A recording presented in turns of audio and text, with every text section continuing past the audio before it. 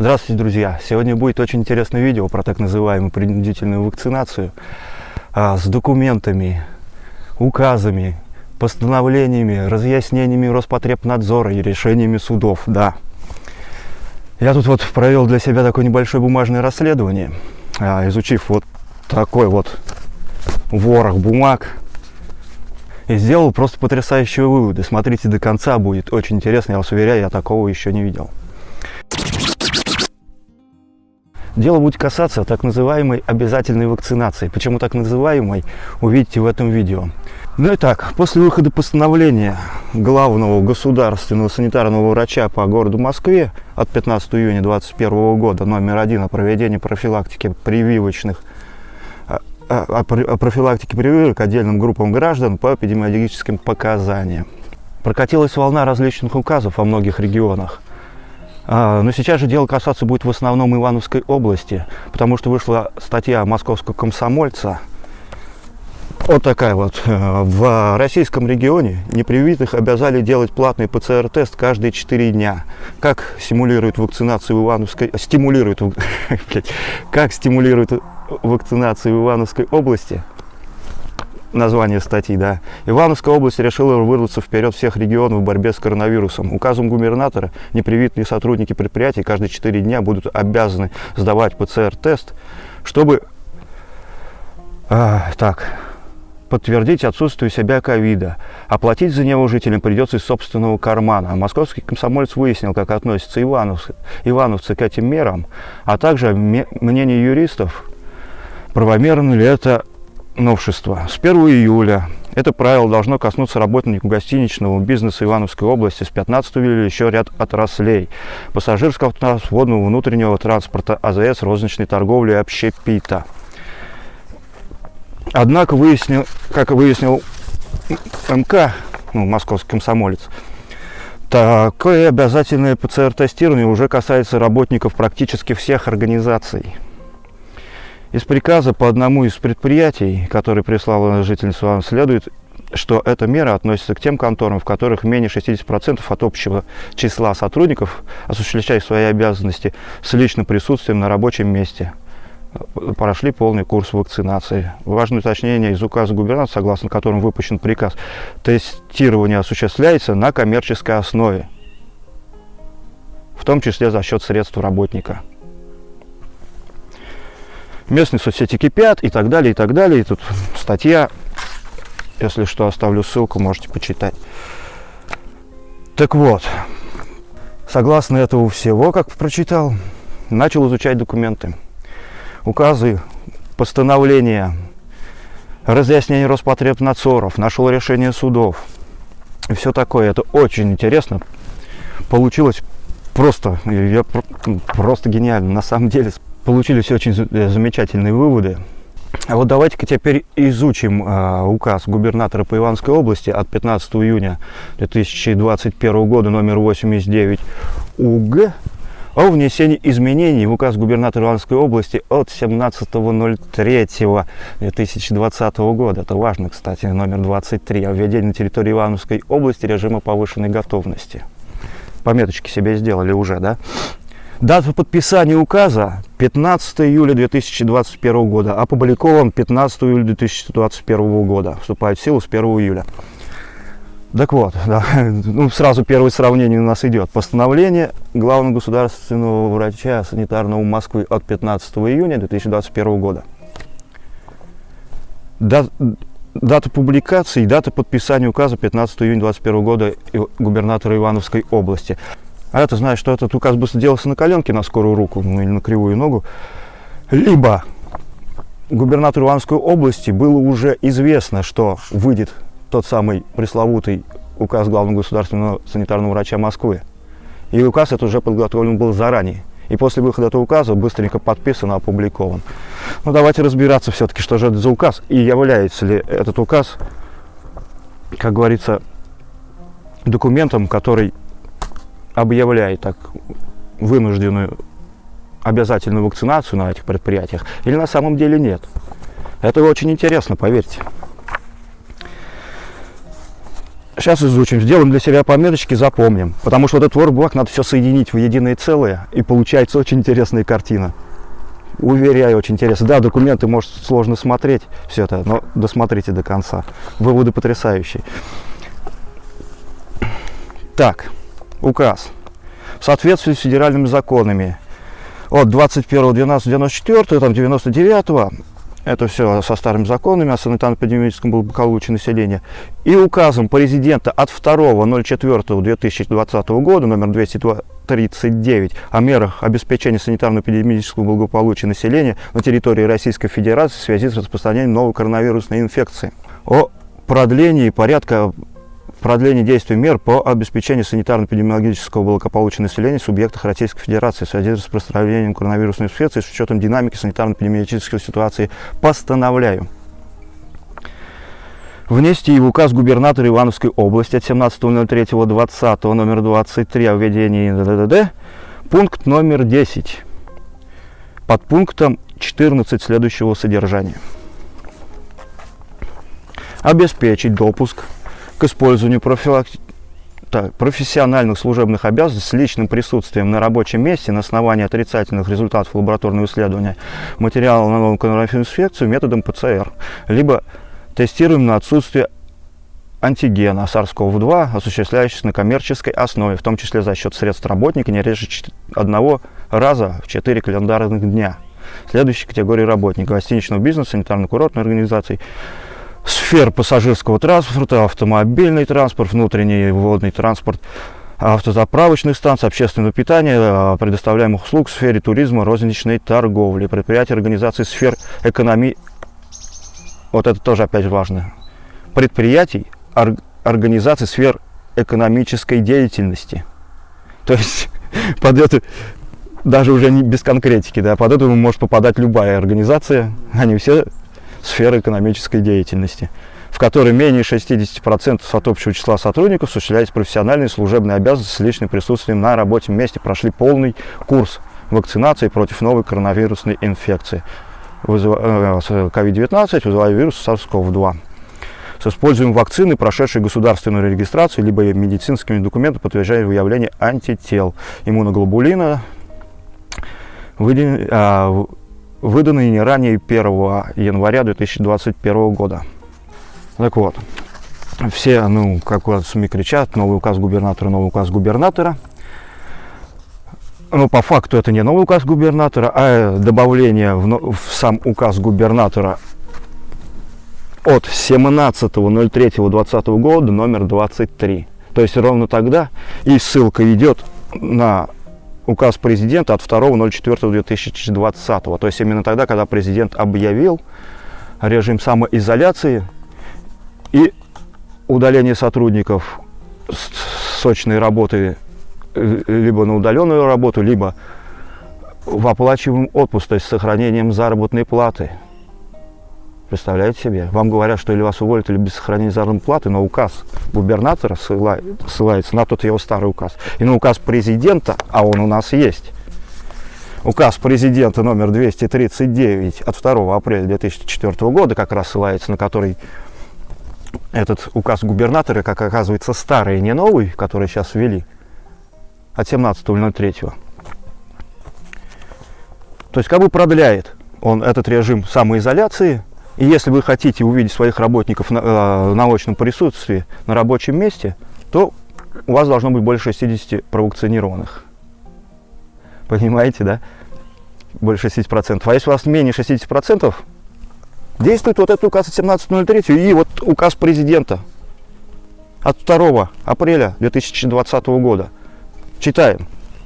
В целях обеспечения санитарно-эпидемиологического благополучия населения на территории Российской Федерации в связи с распространением новой инфекции коронавируса установить с 4 по 30 апреля включительно нерабочие дни с сохранением заработной платы высшим должностным лицам, руководителям, исполнительным органам государства власти, субъектов Российской Федерации, с учетом положения настоящего указа, исходя из санитарно-эпидемиологической области, обстановки, особенностей распространения коронавирусной инфекции, обеспечить разработку, реализацию комплекса ограничительных мер и иных мероприятий в первую очередь определить границы соответствующих субъекта Российской Федерации, обеспечение санитарной передачи, приостановить, ограничить деятельность находящихся на соответствующей территории области независимо от организационно-правовой нормы формы ответственности индивидуальной предпринимателей с учетом положения пункта 4.5 настоящего указа, установить особый порядок передвижения, Ну, все мы помним этот указ президента. То есть, согласно вот этим указам губернатора Ивановской области, если вы не делаете каждые 4 дня, а может ли он такой указ выписать, мы еще дальше посмотрим, разбираться тут еще будем, смотрите, все будет интересно. Пока сумбурно, но мы потом сложим в одну картину. Но согласно вот этих двух указов, указу губернатора от указу президента 2 апреля и указу губернатора от 17.03.2020 года, в который именно был внесен изменение 15 июля 2021 года, вас могут отправить только с сохранением заработной платы. Получается так, домой. И никак не уволить, без сохранения заработной платы в неоплачиваемый отпуск. Вот у нас есть разъяснение к постановлению Роспотребнадзора о принудительной вакцинации. Тут вопросы задают, они отвечают. Обязан ли, первый вопрос, работодатель организовать вакцинацию от COVID-19 работников, сотрудников, входящих в сферу перечень этих сфер, утвержденных постановлением? Роспотребнадзор отвечает: да, в силу требований федерального законодательства компании и ИП в период эпидемиологического благополучия обязаны обеспечить проведение вакцинации работников, сотрудников от COVID-19 в сроки, установленные главным государственным санитарным врачом. Это имеется в виду региона, потому что в законе именно так. Каждый главный государственный врач региона должен это постановление выдавать. Так, в постановлении указана цифра 60% вакцинированных от общей численности сотрудников. В нее входят только вакцинированные, туда-сюда.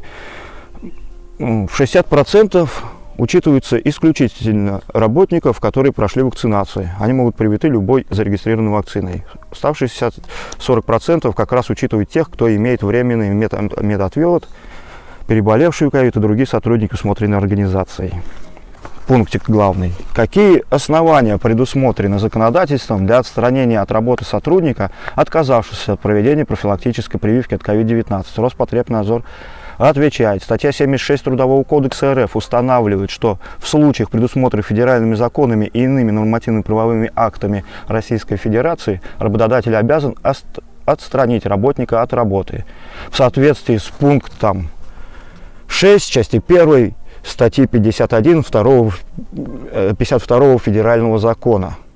При угрозе возникновения распространения инфекционных заболеваний представляется опасность для окружающих, которые относятся к COVID-19, главный государственный санитарный врач субъекта Российской Федерации выносит постановление о проведении профилактических прививок по эпидемиологическим показаниям, в которых определяются отдельные группы граждан, а также сфера услуг, перечень работ с высоким риском заболеваний инфекционными болезнями в условиях неблагополучной эпидемиологической ситуации. На самом деле этот список очень маленький, но они тут нам пытаются это все расширить, но это не главное. А вот теперь из этого ответа Роспотребнадзора и согласно 52 закону. Да, 52 закон, что у нас гласит? В случае возникновения, распространения инфекционных заболеваний, в котором, так сказать, главный государственный санитарный врач субъекта Российской Федерации вносит постановление в проведении профилактических прививок, эпидемиологических. Это 52 закон, на основании которого предусмотрены законодательные меры от отстранения от работы сотрудника. А вот теперь самое интересное. Указ губернатора Ивановской области тоже ссылается, там 52 закон, 175, там, очень узкая группа лиц, а вот 52 закон именно федеральный, и на основании его статья 76 Трудового кодекса, который это позволяет. И указ губернатора, что вы каждые 4 дня, если не провелись, чтобы присутствовать на рабочем месте, должны делать ПЦР-тест. Оказывается, я думал, это везде, оказывается, только в Ивановской области, тогда мы впереди планеты всей. Вот. Вроде бы все законно все. Ну, а что делать? Ничего делать не надо. Не сделаешь. Есть вот документы, законодательства. Во-первых, из указа губернатора следует. Именно из этого. что с сохранением заработной платы, из указа президента с сохранением заработной платы, на который ссылается этот указ губернатора, но как бы его оправдывают 52-м федеральным законом, который влияет на 76-ю статью Трудового кодекса, и можно отстранить вас от работы. Но сказано, главным государственный санитарный врач субъекта федерации выносит постановление о проведении профилактических прививок. И у нас есть постановление главного государственного врача, санитарного врача по городу Москве от 15 июня, на основании которого губернатор Ивановской области в тот же день выставил это постановление. До сих пор нету постановления главного государственного врача Ивановского региона, то есть Ивановской области. А соответственно, ссылаться в указе губернатора, хотя он вам ясно ссылается на свой предыдущий указ, на указ президента с сохранением заработной платы, работодатель не может. И на Трудовой кодекс, на 76-ю статью тоже. Потому что в Ивановском регионе главный государственный санитарный врач Ивановской области такого постановления не вносил. А ссылаться на постановление главного государственного врача санитарного города Москвы не имеет никакого права. Вот так, дорогие друзья. Ладно, у нас тут есть целиком этот указ. Вот я нашел вот пункт 10, указ губернатора от 17.03.2020 года. И если вы не верите, я вам сейчас зачитаю. Вот пункт 10, в который внесли изменения. Обязать всех индивидуальных предпринимателей, руководителей юридических лиц, всех организаций правовых форм собственности, осуществляющих деятельность на территории Ивановской области, отдельность которых не приостановлена в соответствии с федеральными и региональными нормативными правовыми актами, обеспечить соблюдение регламента по проведению профилактических мероприятий и дезинфекции в целях недопущения распространения новой коронавирусной инфекции, утвержден правительством Ивановской области. Перевести на дистанционную форму работы работников при наличии такой возможности и с учетом необходимых обеспечений бесперебойного функционирования организации. При невозможности перевода лиц, указанных в пунктах номер 6, 7 настоящего указа на дистанционную форму работы, предоставить им ежегодный оплачиваемый отпуск. Допуск к исполнению трудовых служебных обязанностей в очной форме лиц из категории, указанных в пунктах 6-7 настоящего указа, может осуществляться при наличии медицинского документа, подтверждающего выявление у них антител класса G и коронавирус SARS-CoV-2, выданного не ранее 01.01.2021 года, либо медицинского документа о прохождении вакцинации с использованием вакцин профилактики новой коронавирусной инфекции COVID-19, прошедшей государственную регистрацию. Поняли, да? Оплачиваемый отпуск. Это губернатор так требует из указа. Определить численность в списке работников, которые с 30.03.2020 года и на период действия режима повышенной готовности, а как оказывается, он сейчас продленный действует, для обеспечения функционирования организаций и предприятий должны исполнять профессиональные служебные обязанности с личным присутствием на рабочем месте и дистанционно. Создать для работников безопасные условия труда, обеспечить профилактику распространения новой коронавирусной инфекции в соответствии с требованиями и рекомендаций Федеральной службы по надзору в сфере защиты прав потребителей и благополучия человека. Определить лиц, ответственных за контроль, санитарно-эпидемиологическую профилактику новой коронавируса, в том числе организации мероприятий, предусмотренных настоящим указом. Обеспечить проведение мероприятий по дезинфекции мест общего пользования, размещать при входах в местах наибольшего скопления людей антисептические средства, туда-сюда, но это все мы уже проходили, все знаем, тут тот же самый указ, в принципе. Обеспечить изменение температуры тела работника, обязательно отстранение от нахождения в рабочем месте лиц повышенной температуры тела, внедрить дистанционный способ проведения собраний, иных подобных мероприятий с использованием сетей связи, организовать проведение мероприятий с участием иностранных граждан, туда-да, рекомендации, ладно, не направлять работников в служебные командировки, это относится к Россетям.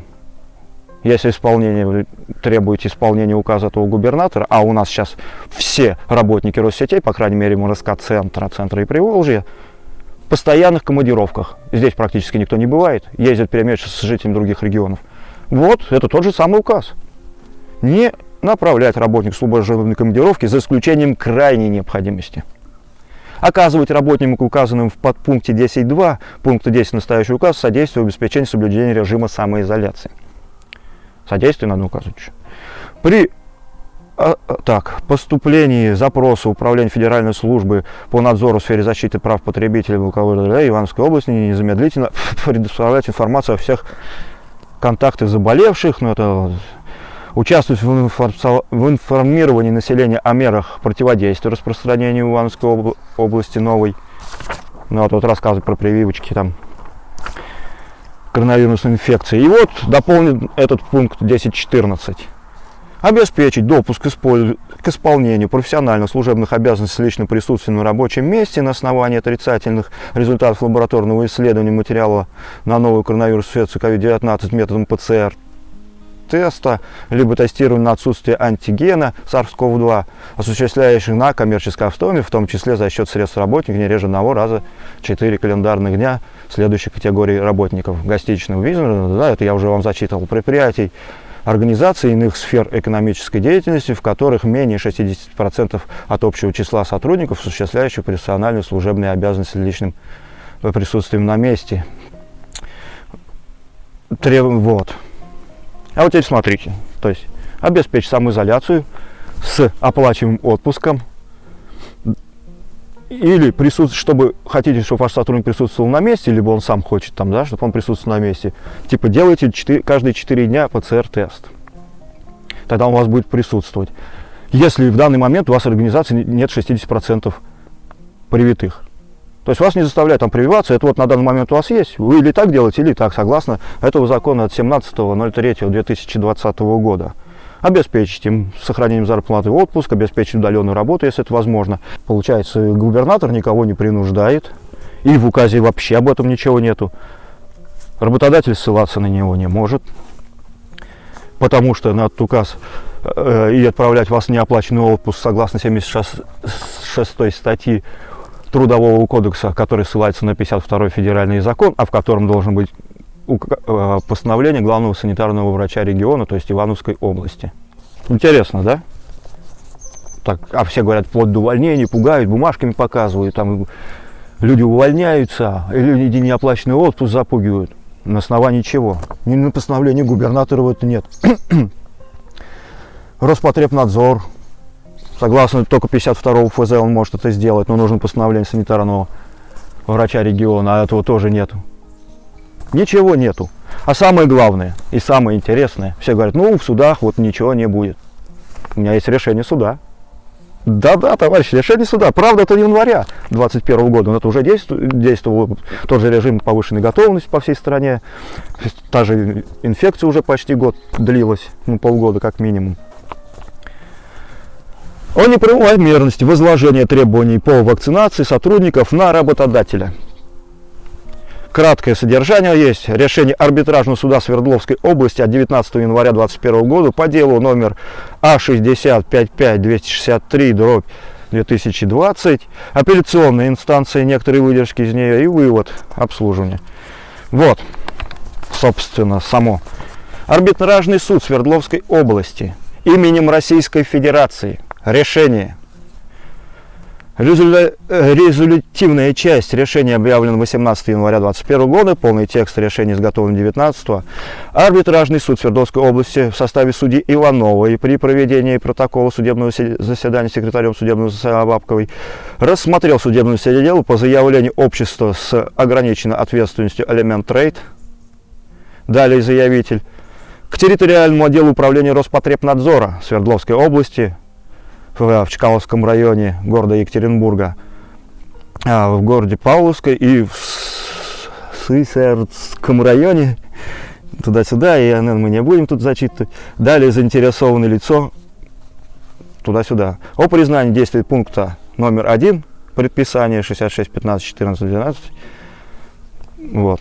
Заявитель ООО «Элемент Трейд», заинтересованное лицо, территориальный отдел управления Роспотребнадзора Свердловской области в Чкаловском районе. Цель заявления: признать недействительным пункт номер 1. Пунктом номер 1 оспаривается предписание на заявителя возложения обязанности обеспечить вакцинацию всех сотрудников против гриппа. Правда, да. в эпидсезон 2020-2021 при оформлении, отказав от вакцинации, оформлять их в соответствии с требованиями нормативной документации. Суд решил. Первое. Заявление требований удовлетворить. Признать недействительным пункт номер 1 предписания Управления Федеральной службы по надзору в сфере защиты прав потребителей и благополучия человека по Свердловской области. Территориальный отдел в Чкаловском районе города Екатеринбурга, в городе Полевской и Сыстерском районе от 26.10.2020. И далее. 17-й арбитражный апелляционный суд. Постановление, то есть это уже апелляционная инстанция, еще высший суд. Резолюция, часть постановления 2 июня 2021 года, кстати, как раз перед выходом всех указов. Постановление в полном объеме изготовлено 2 июня 2021. Апелляционная инстанция 2 июня 2021 оставила решение 19 января 2021 года по делу без изменений. Апелляционную жалобу территориального отдела управления Роспотребнадзора Свердловской области Чкаловской без удовлетворения. Вот так вот. Вот вам решение судов. Решение арбитражного суда Свердловской области 19 января 2021 года по делу оставить без изменений. Апелляционную жалобу территориального отдела управления Роспотребнадзора Свердловской области в Чкаловском районе города Екатеринбург, город Полевской, Сысерском районе без удовлетворения. Постановление суда апелляционной инстанции. Так, ссылочки я вам скину, тоже посмотрите. И вот тут разъяснение. В силу части 2 статьи 5 Федерального закона 157 отсутствие профилактических прививок может повлечь только отказ в приеме граждан на работы или отстранение граждан от работ, выполнение которых связано с высоким риском заболевания инфекционными болезнями. Не возлагает обязанность на работодателя в части проведения иммунизации сотрудников от гриппа и постановления от 13-20 пунктом 5.2, который руководителям организации рекомендуется обеспечить иммунизацию работников против гриппа. При этом из текста оспариваемому предписанию следует именно обязанность по обеспечению проведения иммунизации сотрудников против гриппа. Кроме того, общество также не имеет полномочий обязать своих работников пройти профилактические прививки, поскольку профилактические прививки проводятся при наличии информированного добровольного согласия на медицинское вмешательство гражданина. Граждане имеют право на отказ профилактических прививок части 1 статьи 5, часть 2 статьи 11 Федерального закона 157 ФЗ. Сведения о профилактических прививках поствакцинальных осложнений в случаях отказа от профилактических прививок подлежит регистрации в медицинских документах и сертификатах профилактических прививок. По смыслу закона отказ от проведения профилактической прививки оформлять в медицинской организации, проводящей профилактические прививки населению, и как медицинский документ хранится в данной медицинской организации. Положение действующего законодательства не предусматривает нахождение этих документов в распоряжении организации работодателя гражданина, отказавшегося от проведения профилактической прививки, а также обязанность организации работодателя иметь в наличии данные сведения о копии таких медицинских документов. Вот так вот, дорогие друзья, вот вам решение судов. Да, тут грипп, но закон один для любой вакцинации. Там не указано, там нет отдельной части про SARS-CoV-2 и ковид, потому что тогда, когда он был создан, его еще и не было. В помине закон не менялся. Соответственно, сила закона распространяется на любые прививки, на любую вакцинацию. И самое еще интересное, начнем мы с самого начала и закончим этим. И просто теперь, опять же, самый интересный вывод, потому что ведь все-таки у нас есть постановление, там Москва же, постановление главного государственного санитарного врача по городу Москве от 15 июня. Зачитаю, поставим себе пунктики и сделаем уже окончательный вывод. Я, главный государственный санитарный врач по Москве, Андреев Е.Е., проанализировав эпидемиологическую ситуацию по заболеваниям новой коронавирусной инфекции COVID-19, отмечаю, эту эпидемиологическую ситуацию по данной инфекции в городе Москве расценивается как неблагополучная. Секунду.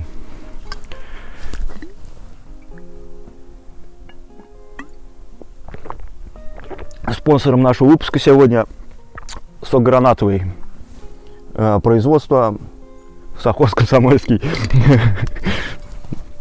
Так. Интенсивность периода прироста возросла с 6 июня, когда прирост за сутки составил 11%, а в последующие до 20%. Ситуация по новой коронавирусной инфекции в Москве ухудшается. При анализе заболеваний установлено, что чаще болеют люди трудоспособного возраста от 18 до 60 лет, удельный вес которых составляет 60%. Вот на чем основывается эта цифра, в принципе. Отмечается рост числа заболевших лиц туда-сюда. Спортивные мероприятия тут нам сейчас не это важно. Так, в связи с продолжающейся угрозой распространения новой коронавирусной инфекции, руководствуясь пунктами 6 части 1 статьи 51 Федерального закона о санитарно-эпидемиологическом благополучии населения, статьей 10 Федерального закона номер 157 об иммунопрофилактике инфекционных заболеваний, общие требования профилактики медицинских, Минздравсдор труда 14 утверждения. Короче, ладно, вот, пошло. Пункт 1. Обеспечить проведение профилактических прививок по эпидемиологическим... Обеспечить проведение профилактических прививок по эпидемическим показаниям против новой коронавирусной инфекции следующим категориям группам граждан, подлежащим обязательной вакцинации. Работающих на основании трудового договора, гражданского правового договора, в организациях и индивидуальных предпринимателей, осуществляющих деятельность в сфере торговли, салонов красоты и косметических, спа-салонов, массажных салонов, соляриев, бань, саун, физкультурно-оздоровительных комплексов, фитнес-клубов, бассейнов, бытовых услуг, в том числе перечисленных химчисток и иных подобных услуг, общественное питание, клинических подразделений клиентских подразделений финансовых организаций, оказывающих услуги почтовой связи, многофункциональных центров предоставления государственных и муниципальных услуг, транспорта общественного пользования, такси, образования, здравоохранения, социальной защиты, социального обслуживания, жилищно-коммунального хозяйства и энергетики. Тут по Россети попадает. Культурных, выставочных, просветительных мероприятий, в том числе музеев, выставок, залов, за исключением официальных мероприятий, организуемых органами исполнительной власти. Вот там коронавирус не распространяется, если это органы, алые паруса там прошли, 40 тысяч населения со всей страны в кучу без масок. Тут коронавирус не распространяется, потому что органы государственной власти у нас имеют просто страшный такой вид, что аж коронавирус их боится и разлетается вот сразу же в этот момент. Государственных развлекательных зрелищных мероприятий, в том числе игровых мероприятий, мастер-классов, детских игровых комнат, мероприятий по несовершеннолетним, создание сооружений, помещений, в том числе парках культуры, отдых, торгово-развлекательных центров, театров, кинотеатров, массовых. Так, пункт 1, да. Государственным гражданским служащим, замещающим должности государственного гражданского службы города Москвы, муниципальной службам, замещающим должность муниципальной службы города Москвы, работникам органов власти города Москвы и подведомственных им организаций, руководителям организаций, индивидуальным предпринимателям, осуществляющим деятельность на территории Москвы в сферах, установленных пунктом 1 настоящего постановления в срок до 15.07.2021 года, организовать проведение профилактических прививок первым компонентом или однокомпонентной вакцины в срок до 15.08, вторым компонентом вакцины от новой коронавирусной инфекции, прошедшим государственную регистрацию в Российской Федерации, не менее 60% от общей численности сотрудников. Усилить информативно-разъяснительную работу среди работников, сотрудников по вопросам профилактики новой коронавирусной инфекции, обратив особое внимание на необходимость проведения профилактических прививок. Правительству Москвы обеспечить контроль за соблюдением организациями индивидуальных предпринимателей требований настоящего постановления, ежедневно устанавливать управление Роспотребнадзора, исполнительным настоящим, определить потребность в вакцине, холодильном оборудовании, прививочных бригадах, прививочных пунктах, дополнительно привлекаемых медицинских работниках, необходимых для выполнения требований пункта 1 настоящего постановления. Организовать проведение активного информирования населения о преимуществах вакцин на профилактике новой коронавирусной инфекции COVID-19 как наиболее эффективным профилактическим мероприятием. То есть опять проведение информирования. Начальнику отдела эпидемиологического надзора управления Роспотребнадзора, начальнику территориальных отделов заместителям обеспечить контроль за организацией и проведением иммунизации против новой коронавирусной инфекции. Контроль, исполняющий постановление, оставляю за собой. То есть, в принципе, из выше всего изложенного, опять же, принудительно вакцинировать главный санитарный врач Москвы никого не просит, а обеспечить вакцинацию, то есть разъяснение работникам, обеспечить им условия вакцинации, обеспечить пункты вакцинации, разъяснить им, что это необходимо. И те, кто услышали это разъяснение от работодателя, еще от кого-то, дать им возможность, например, какой-то день рабочий, сходить провакцинироваться, то есть обеспечить им условия вакцинации, а не заставить их вакцинироваться. Опять же, здесь ничего не сказано. Так что делаем вывод такой: никаких постановлений, никаких ни по каким федеральным законам, ни по каким указам губернаторов и решениям судов заставить вас вакцинироваться никто не может, принудить, тем более оставить вас без заработной платы, если вы отказались, не может, если только отправить в оплачиваемый отпуск. По крайней мере, ивановский губернатор так написал. И главный санитарный врач Ивановской области никакого постановления не упускал, а на московского Ивановская область реагировать никак не может. Значит, пользуемся постановлением от 17.03.2020 года губернатора Ивановской области, предоставляем оплачиваемый отпуск, либо, проще говоря, вам можно сделать как за свой счет, работодатель может сделать это не так дорого на самом деле. Медосмотры гораздо дороже, наверное, стоят. Каждый год вы это делаете и не по разу. На антитела, например, они прошли, и все. И как минимум на год вам точно не грозит больше никакие указы. ПЦР-тест каждые 4 дня заставить человека тоже делать невозможно, потому что 52-й закон распространяется, если только главный санитарный врач региона вывел постановление, а значит, каждые 4 дня ПЦР-тест в Ивановской области, это тоже не может распространяться. Вот такие вот интересные выводы. Друзья, подписывайтесь на канал, ставьте лайки. Хотя, нахрен это говорю, один хрен никто не подписывается. 85% без подписки смотрит. В общем, ставьте лайки, пишите комментарии. Никто же не пишет тоже опять. Всем пока. Будьте здоровы. Делать или не делать прививку — это решение каждого. Я не против прививок. Решайте каждый сам. Будьте здоровы. Самое главное. Пока. До следующего видео.